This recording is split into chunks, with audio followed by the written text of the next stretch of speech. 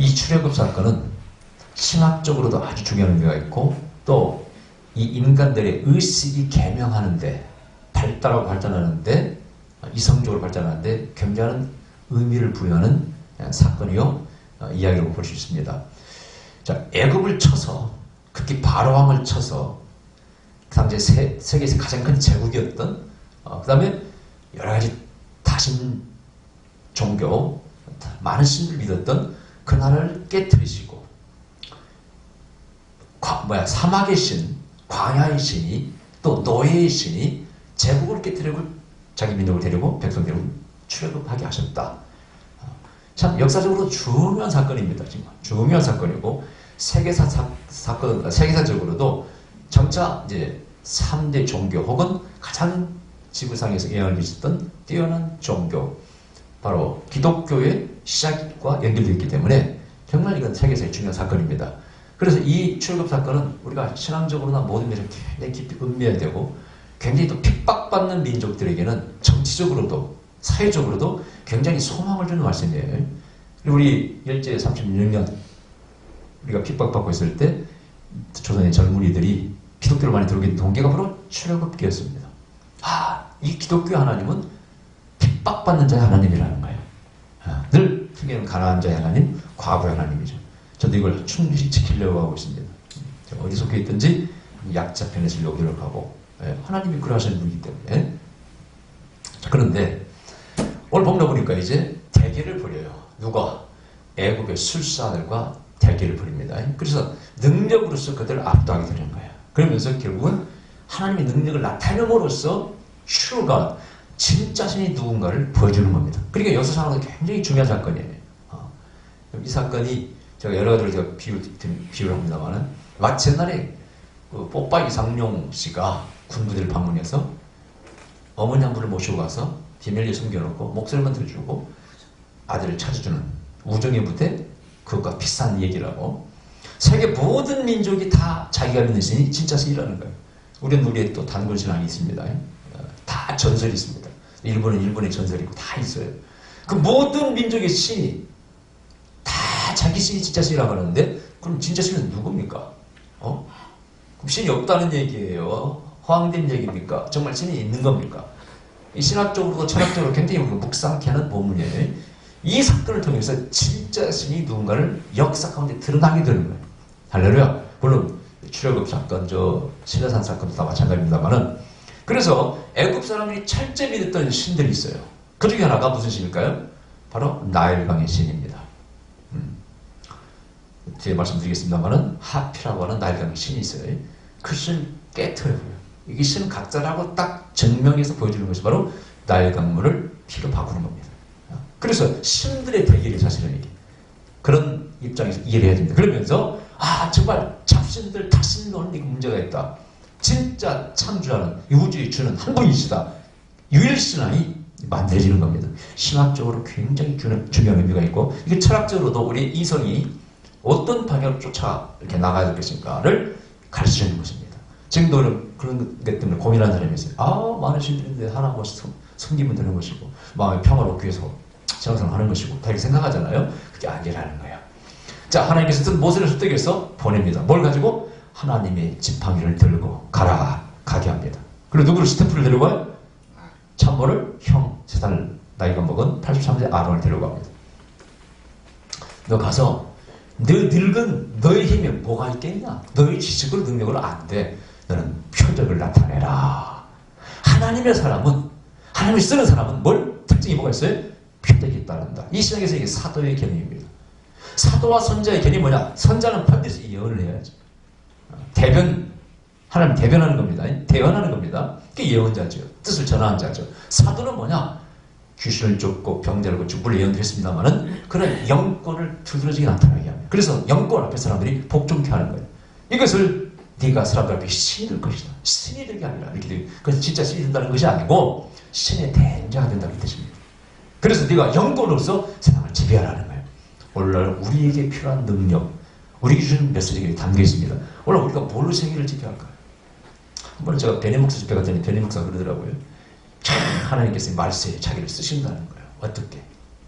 아니 회교도 국가에, 회교 국가에 선교사들이 가서 입도 한번 뻥긋 못하고 그냥 몇 년간 가까운 가정부나 친한 사람 몇 사람이 겨우 복음 전했다가 한두 사람 요금만 구원해도 몇 년간 굉장한 구원이라고 해요.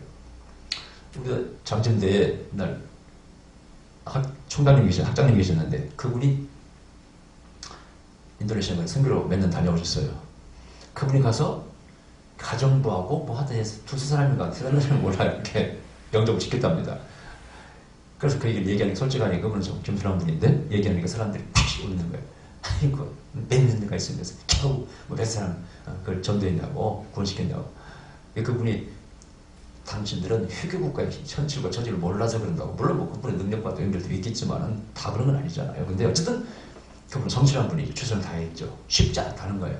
제가 터키에 갔을 때 터키에서 만난 선교사님, 여성 교사님은 공포에 잡혀있더라고요.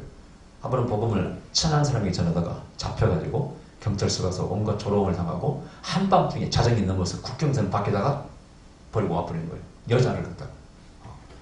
그 뒤부터는요 공포에 절려가지고 전도를 못하겠다. 그냥 성교비 주면 까먹고 그걸 있다는 거야. 솔직히 고백을 하더라고. 그때 저는 야, 그 사람 비난하고 싶은 사람이 이만큼 여자의 몸 아닙니까?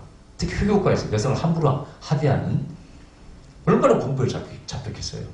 현실이 그런 거라고요. 근데 그 베니 목사가 야 이제 하나님 에어 공중 전파를 통해서 즉 텔레비전 동영상을 통해서 회교국가 어디든지 저 우주에서 인공위성을 통해서 전파가 하면 그걸 볼 수 있다는 거예요. 그래서 자기 그 집회 기적의 현장 크루시드라고죠. 큰 집회에서 일어나는 기적을 보고 회교들이 기도받을 거고요. 그때 요르단의 왕이 아파서 암이 걸렸어요.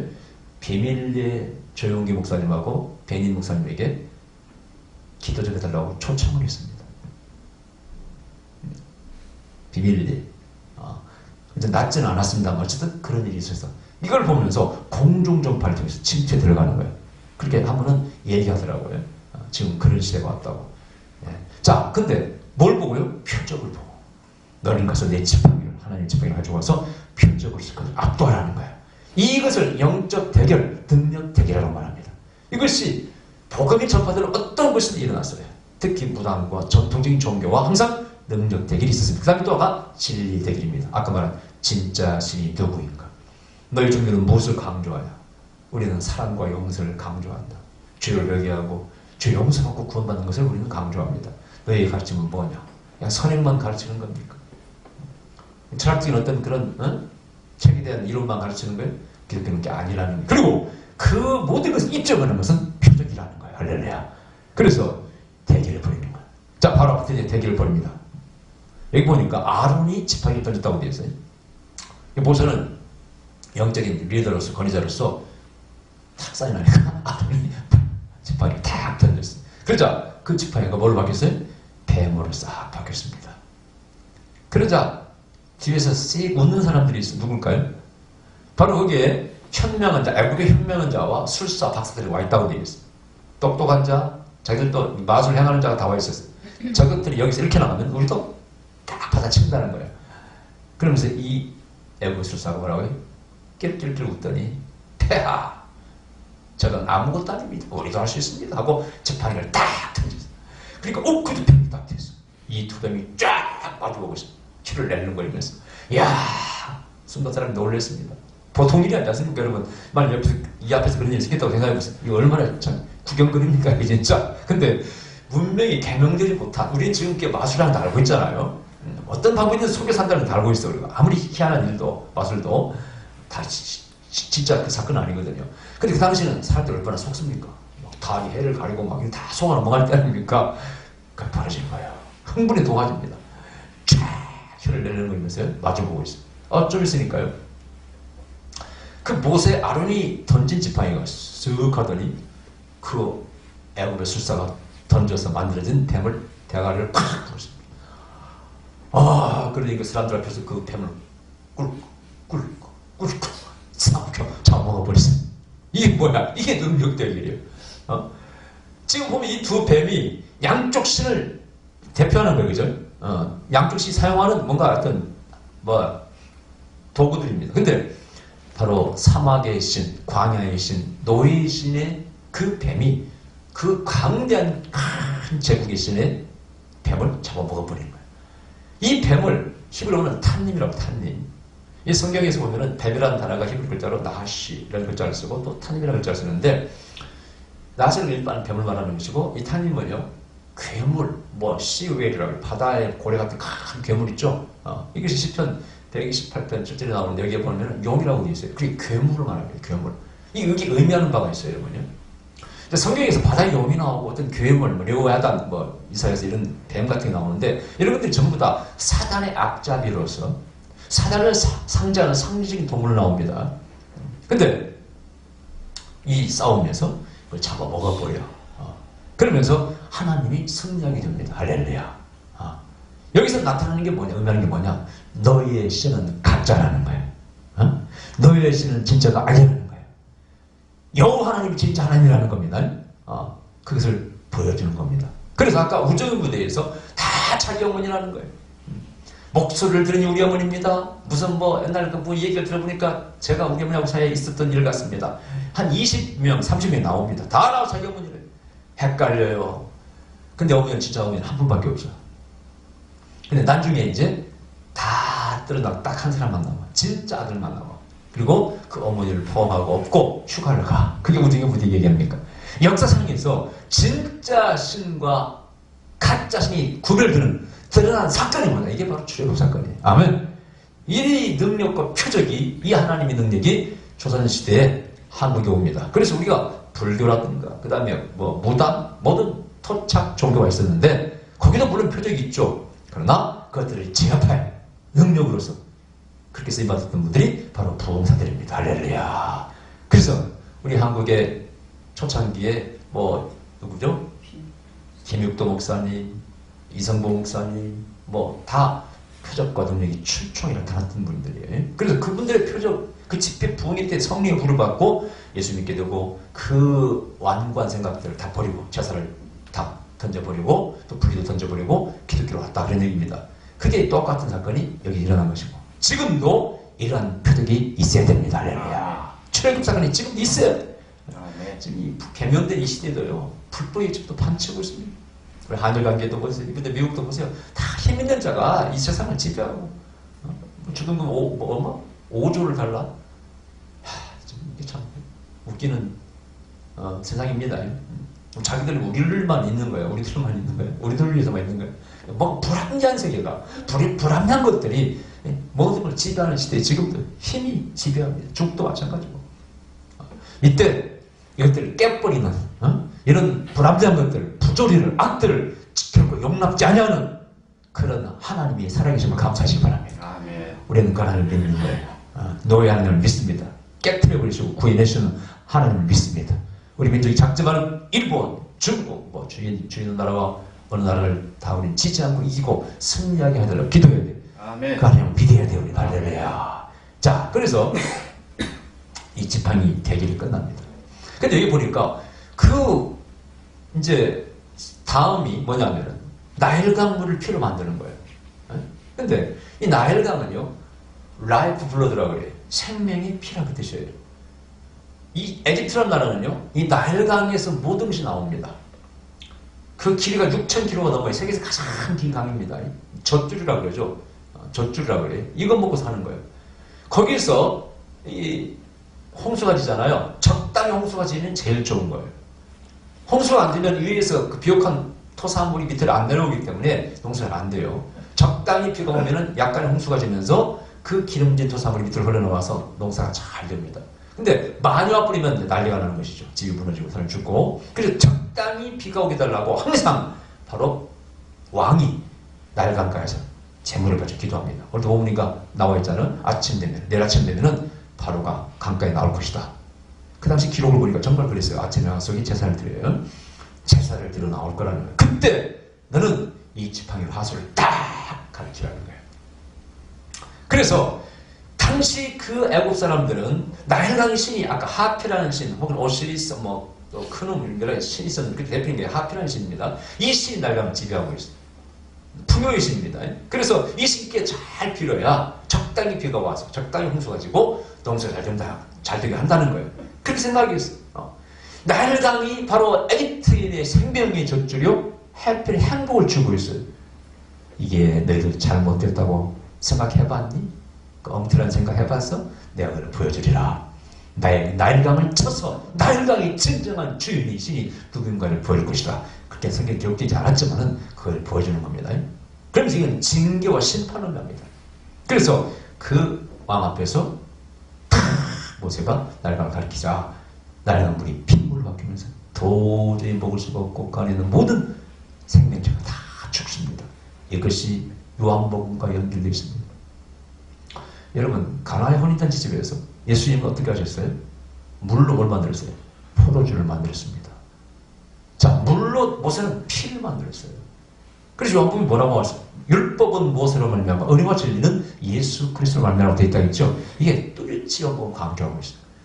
율법의 끝은 죄를 심판하는 것입니다. 그래 안 그래요? 율법의 목적이 죄를 심판하는 거예요. 그러니까 거기는 심판자의 모습. 나일강을 쳐서 피로 만들어요. 먹지도 못하게 만듭니다. 모든 게 썩어갑니다. 근데 예수님은 물로 피로 포도주를 만들어서 기분 좋게 하고 잔잔한 포도주가 하면 안 되잖아요. 그래서 이게 비교가 돼서 이렇게 대조가 되어 있습니다. 어쨌든 여기서는 심판을 해. 내가 너를 친다는 거예요. 애굽을 친다는 거예요. 애굽을 지배하고 있는 신들을 친다는 것입니다. 그것이 허구이고 거짓을 내가 드러내리라. 그래서 물이 피로 바뀌니까 난리가 났습니다. 물을 먹을 수가 있습니까? 동물들은 다 죽고 썩어납니다. 그러면서 이제 이적을 베푸는데 10가지 사항을 내려요. 10가지 사항이 뭡니까? 첫째, 피. 두 번째, 개구리. 세 번째, 티끌로 이를 만드는 거. 네 번째, 파리. 그 다음에 가축, 질병. 그 다음에 악한 종기, 가악. 그 다음에 우매. 그 다음에 우박. 그 다음에 메뚜기. 그 다음에 흑장, 흑암, 창조주고 10가지입니다. 잘 이해놓으세요. 이것도 여러분요, 이제 전도사 아버지 칠 때 나오시죠. 우리 동네는 없습니다만은 옛날 저도 시험 칠 때 항상 그 첫 글자를 따서 여기서 피계, 이파, 가, 그다음에 악, 우, 매, 흑자. 자, 이렇게 시작. 근데 이제 기적을 행하는 다 따라하는 거예요. 애국 숫자들이 다 따라. 그런데 드디어 어디서 걸려요? 이에서 걸립니다. 이가 어려운 거예요. 작다고 말하면 안 됩니다. 특별을 딱 쳤으니 모세가 이를 만드니까 자기들도 바로한테 딱 쳤습니다. 그런데 이가 안 되는 거예요. 여기서 딱 브레이크가 걸립니다. 귀신도 하나님이 하신 일을 흉내낸다고 되어 있어요. 광명한 천사유장에서 고린도서 7장에 보면은 하나님 흉내낸다는 거예요. 오늘 모든 이방 종교에서 기적을, 표적을 흉내를 냅니다. 거기도 어느 정도 치유가 있어요. 그러니까 능력 대결로는 진짜 신이 구별이 안 된다고 그랬잖아요. 그래서 결국 진리의 대결이라고 했잖아요. 여기는 이성적인 접근이 필요한 것입니다. 진짜 신은 한 분이라는 것, 우주의 주인은 한 분이라는 것, 이런 이성적인 접근이 필요합니다. 자, 그런데 여기에 그 실패한 술사들이 뭐라고 그랬어요? 이것은 하나님의 뭐라고요? 여러분, 오늘 본문에는 뭐라고 그랬어요? 한글로는 하나님의 능력입니다. 권능입니다. 근데 원어에는요, 이렇게 되어 있습니다. 하나님의 손가락입니다. The finger of God이라고 되어 있어요. 이거 하나님의 손가락이라고 했을까요?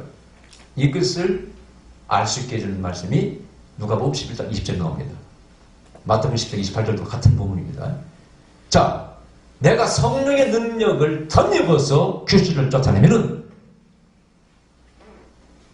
하나님 나라가 임했다는 말씀이 있죠. 그 성령의 힘, 능력을 영어 성경에 보면은요, The finger of God이라고 되어 있어요. 하나님의 손가락이라고 되어 있습니다. 여러분, 우리가 알기로 시내산 정상에서 십계명을 받을 때 모세가 그 돌비에다가 십계명을 적어준 것은 하나님 어떻게 적어줬다고요? 손가락에 들어서 적어줬다. 그 랍비들은 횃불 모양의 톨추라고 하는 횃불 모양의 불이 하늘에 내려가지고 그게 손가락이라는 거예요. 칙칙 써줬다고 그걸 반영시킨 게 십계라는 영화입니다.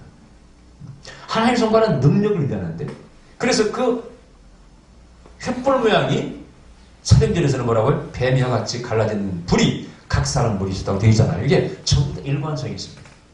다 구약에서 나온 겁니다. 이게 사실은. 근데 하나님의 손가락이라는 거예요.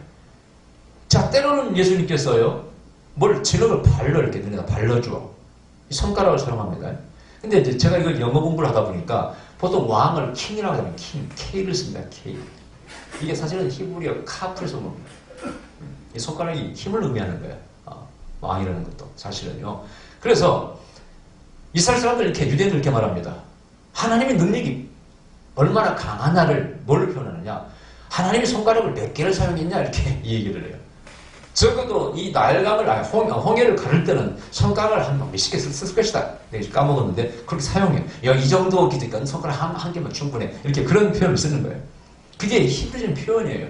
그러니까 우리 성경에도 단순히 하나님의 능력이라고 하지 말고 오히려 하나님의 손가락을 그냥 적어놓고 목사님들이 그걸 풀어서 가르치는 게 맞습니다. 그런 의미가 담겨 있는 거예요. 하나님은 손으로 창조하신 거 아닙니까? 능력이 손이라는 그 뜻이죠. 손가락으로 해야 그런 의미가 전달되는 것입니다. 단순히 하나님의 능력 그러면은 그런 의미가 전달되지 않는 거예요. 자, 어쨌든 이해해서 딱 막혔어. 그때 하나님의 능력입니다. 그리고 바로의 마음이 좀씩 녹아지기 시작해. 하나님 뭐라고 말씀하셨습니까? 저희가 표정을 보고도 마음이 점점 더 굳어질 거라는 거예요. 여기서 우리가 배워야 돼요. 하나님께 얻어맞는 데는 마음이 굳어진다는 겁니다. 말을 안 들어요. 마음이 굳어져요. 여러분 제가 우리 친구 가까운 친구 얘기인데 그 친구의 가까운 친척들 두 분이 유명한 분이에요. 저명한 분들이고 그 한 형제가 어려워졌어요. 둘 다 장모님이에요. 주위에서 말해요. 좀 형님이 좀 도와주지. 안 도와주냐. 부도 났으니까. 다 그룹에다 회장님들인데 형님이 한 말이 있어요. 내가 그걸 까먹지 않고 있어요. 쟤는 자기 동생들 그렇게 말하면 쟤는 하나님 말도 안 들어. 누구 말도 안 들어. 마음이 굳어지니까요. 옆에서 누가 옳은 소리도 안 듣는다는 거예요. 그런 사람 결론이 망해 안 망해요, 여러분. 우리 정치도 마찬가지입니다. 박근혜 대통령도 마찬가지입니다. 교만해서 말을 듣지 않습니다. 반대하는 말은 무조건 다 쳐버립니다. 그리고 자기 편을 무조건 감싸기 시작합니다. 결국은 망했습니다. 이번에 문재인 대통령 조국 잘 물러났죠, 그죠? 그렇잖아요. 민심이 천심입니다, 여러분요. 저는 누구 편 들고 싶지 않아. 잘 이제 물러났으니까 좀 지지도 올라가잖아요. 국민들이 똑똑한 거예요, 여러분. 여러분 주위에 교만한 자 가까이 하지 마시기 바랍니다. 심리 굳어지는 자 가까이 하지 마세요. 우리가 노예에서도 마찬가지고 우리 조그마한 테니스 클럽에서 막 주도하려고 장악하려고요. 화평을 깹니다. 평화를 깹니다. 참, 항상 하는 얘기. 과거한 유생이 반대하면 하지 마세요. 왜 그런 거 하려고 그래? 과반 수생이 반대하는데. 이런 자그마한 것지만 큰 지혜입니다, 여러분요. 뭐 할 때 대다수 과반수가 적어도 반대만 안 하는 게 좋아. 물론 성각자로서 예를 들어서 뭐 이렇게 경북도 만들자 이런 건 다른 얘기야. 그러나 사람을 쓰는데 문제 있다고 다 사람이 말하면 그 말을 들어야 됩니다. 그래야 하는 거예요. 교만해지고 굳어져서 듣질 않습니다. 근데 지금도 잊을 수 없는 우리 청년분이 있었던 자매 얘기입니다. 학교 선생님이라 외모도 괜찮고 괜찮은 자매예요. 근데 우리 청년부에서 노래도 잘하고 막 하던 멋진 청년이 있었어. 그래서 교제를 했어. 눈이 맞아가지고. 주위 사람들이 갑자기 그날부터 그 사람 만나지 마, 친구들이. 소문이 안 좋아. 소문이 안 좋아. 자꾸 얘기했어. 그러니까 이 사람이 어떻게 알아들었냐면은 분명히 저 그때 날 시기해서 그런 거예요. 인기가 많으니까요. 시기해서 그런 거예요. 그 말 안 들은 거예요. 내가 볼 때 그 자매는 참 괜찮은 자매예요. 자, 어떻게 됐을까? 결혼했습니다. 자식도 하나 낳았어요. 결국은 이혼했습니다. 저는 그 남자를 좀 알아요. 저들 친구로 지냈으니까 좀 이력이 안 좋아. 근데 그 옳은 쓴소리죠. 옳은 말 해주면 안 들어요. 그런 일들이 청년부에서 한 몇 건이 있었어요. 저 사람 사기성이 있어 가까이 하지 마 얘기하면요. 그걸 갖다가 오해를 합니다. 분명히 저들이 씨앗 질투해서 그럴 것이다. 안 들어요. 여러분, 저도 마찬가지겠지만 주위에 여러 사람이 반대하고 이유를 들면요. 때로는 안 하는 게 좋습니다. 다 옳은 것은 아니에요. 이번에 제가 어제 우연히 읽었는데 여러분 그런 예가 있다는 걸 재미있어 한번 얘기합니다. 아시아의 인어가 누구였어요? 최윤희 씨와 결혼한 사람이 누구예요? 백두산 리더 유현상. 어제 뉴스에 나왔더라고요. 우연히 보니까. 그때 한국의 청년들, 한국의 남자들의 실망감이 저도 마찬가지였어. 얼마나 대단한 걸. 최은희 씨의 금메달 아시안 5개 수영 종목에서 외모도 이쁘고 실력도 있지. 모든 사람이 어떻게 보면 로망이에요. 현실적으로 불가능한 얘기예요. 꿈도 못 꾸죠. 그런데 오늘날 갑자기 결혼했는데 이런 산수족 같은 키는 남자이만 하고 조그마한 그 백두산 그룹 사람들 리더 윤현상 결혼했다고 나오니까 사람들이 그 실망감이 이루 말할 수가 없어. 근데 그 비하인드로 나오는데 그 장모님은 니하고 상대가 되냐 그렇게 반대했답니다. 지금은 잘 지내지만은. 근데 어쨌든 야 신기하게 하여튼 그도 뭐 운명인지 모르겠어요. 그 최유리 씨 꿈에 막 나타났대. 그래서 어떻게 한번 이렇게 스쳐 뭐 만났다든 하여튼 장소에 그냥 갔는데 또 우연히 만나게 되고 우연히 겹치면서 하는 이제 무슨 운명이다 하고 결혼했는가 봐. 잘 알고 있어. 얘기 딱 마시기 바랍니다. 그냥 얘기를 하는 거예요. 다 반대. 그러나 서로 사랑하니까 잘 살 수 있잖아요. 이 말씀 드리는 것은 때로는 다 반대해도 두 사람이 굳건한 의지로 사랑할 때 살 수도 있다는 걸 말씀드리는 겁니다. 아멘? 모든 게 똑같다는 건 아니에요. 근데 어쨌든 윤리 문제 가지고 어떤 문제 가지고 다 반대하면요 그건 들을 수 있어야 돼. 마찬가지로 윤현아 씨가 막 윤리가 문제가 있다 그러면 들어줘야 돼. 그게 아니기 때문에 가능한 것이죠. 그래서 첫째 우리는 마음이 굳어지면 뭘? 하나님의 심판을 맞는다. 하나님의 회초리를 맞는다. 절대 교만해져서는 안 된다. 제가 잘하는 것 중에 하나만 말씀드릴게요. 제가 못하는 것도 많고 실수도 많습니다. 저도 부끄러운 게 많습니다만 우리 사모가 증인이에요. 이렇게 뭐 빠져 살지는 제가 뭐예요? 심은 씻다가 빠져 살. 한 번은 하루에 3시간 자면서 맨날 시를 공부하는 거예요. 저는 빠지니까 뭐 빠집니다. 하루에 3시간 자고 하루 종일 시를 씁니다. 그 뜨거운 여름에 굴리게 막 땀이 차는데 계속 컴퓨터 앞에 시를 씁니다. 그럼 한 달 이상 해보세요, 여러분이. 2달 해보세요. 옆에서 돌아보지. 한 번은 나한테 그러는 거예요. 도대체 장신이 목사냐 시인이냐? 그게 맨날 시만 쓰고 있냐 이거야. 저는 섭섭하지. 남편이 멋진 시를 쓰면은 좀 읽어주고 막 잘 썼다고 별 칭찬 안 하는 편이거든요. 한마디도 안 해줘. 그러니까 막 짜증나는 거야 그때는. 그럼 속이 더 화가 나. 내가 쓴 시에 대해서 좋다고 칭찬도 말 안 해주면서 저는 잔소리만 한다. 막 여기서 나도 불만이 생기는 거야. 근데 한 번은 당신이 시인이냐 목사냐고 하나 택하라고 말이야. 근데 그 말일 때 곰곰이 생각하니까 저게 지금 자신의 입으로 자기가 자기 생각으로 말하는 것이 아니라 하나님께서 저 입을 빙자해서 나에게 주신 말씀 아닌가? 그런 생각이 들어. 제가 그래서 그날부로 딱 끊어버렸어요. 기억날 거예요. 그날부로 시승을 다 끊어버렸어요. 너 빠지면 안 되겠다. 이 정도 여기까지 하자. 내가 솔직히 등단 제의도 들어왔습니다만 동시도 마찬가지고 등단 안 했잖아요. 목사로서 만족하자. 이걸로 만족하지 내가 뭐 그게 다 뭐 박사, 석사, 뭐 시인, 소설가 다 붙이려면 동시 뭐 다 붙여줄 거 아니야. 팍 피우고 있어. 맞아. 난 본질에 충실해야 돼. 요즘에 이제 다시 씁니다. 이렇게 글 올리고 하는데 하여튼 제가 그 뒤로 몇 년 안 썼습니다. 다 끊어버렸습니다. 또 우리 아들이 항상 하는 얘기 있어요. 제가 스트레스 받으면 항상 하는 게 뭐지? 아들? 스타크래프트. 그거 혼자 하는 거예요. 스트레스 받으면 막 풀 방법이 없잖아요. 어느 날 또 생각이 들어요. 야, 이거 하다가 내가 내 인생 망치는 거 아니야? 이 귀한 시간에 뭘 공부를 하고 했으면 될 텐데 이거 아무 도움도 안 되는 게 이거 재미가 있으니까 막 전국이 대결을 벌이잖아요. 초창기는 중간은 갔으니까 요즘은 택도 없지만 하지도 않죠 요즘은. 근데 목사가 이게 되겠나 이거? 뭐 한들도 뭐라 하겠어요 여러분요? 친구 스트레스 좀 푸는 건데 아니야 이거 내 인생이 망쳐.